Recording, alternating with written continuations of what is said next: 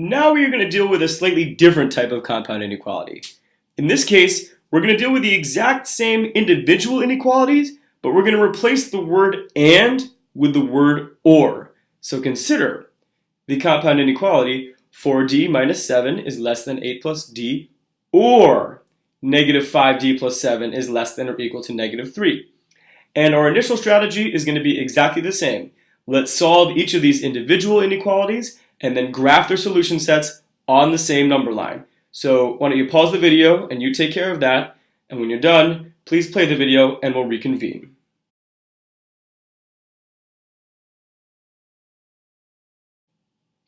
Now, to be a solution to a compound inequality involving or, the number doesn't have to make all of the statements true.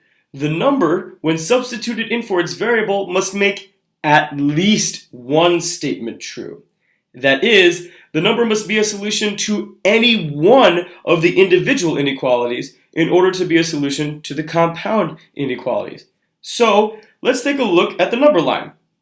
Again, any number in red is a solution to negative 5d plus 7 is less than or equal to negative 3.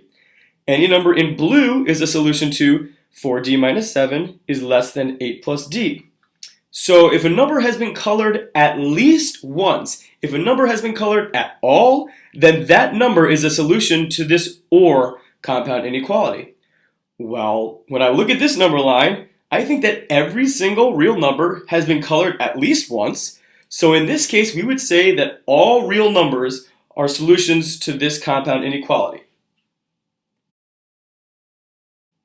Whatever number you pick, when we substitute it into these equations, it will make at least one, if not both of them, true.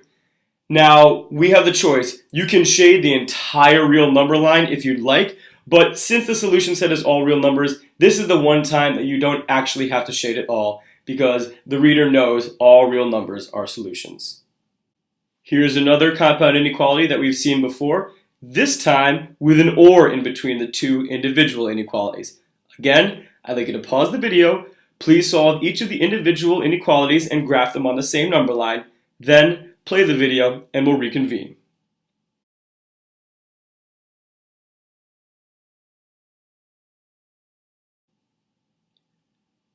So, after solving each individual inequality and graphing it on the number line, we see that there are some numbers that are not colored in at all. And those numbers don't make either statement true, so they are not solutions to our or compound inequality.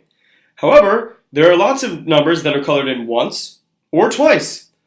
All of these numbers are solutions to at least one of the individual inequalities, so they are solutions to our compound inequality. If we wanted to shade in our solution set, here's what it would look like. And if we wanted to write our solution set algebraically, we would just say w is greater than or equal to negative 4. Another familiar compound inequality from before, of course this one now separated by the word or instead of and. So again, if you pause the video now, please solve each of these individual inequalities and graph their solution sets on the number line below, and when you're done, please play the video and we'll reconvene.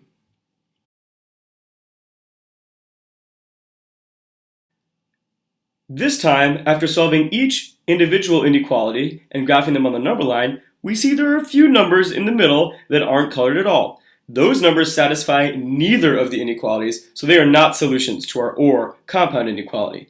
But there are two different regions of numbers that do make exactly one of the statements true. They're not conjoined, so there's no quick and easy way to write down the solution set for this compound inequality. We'd actually say in this case, the solution set is g is less than or equal to 3, or g is greater than 7. It's a bit awkward, but there's no easier way to write it in this case. Here, we've got all the possibilities for what the outcome could be with an or compound inequality. So, like before, I'd like you to pause the video, and I'd like you to write and graph the solution set for each of these 6 possibilities, recalling that in order to be a solution to an or compound inequality, you must be a solution to any of the individual inequalities, or at least one of them.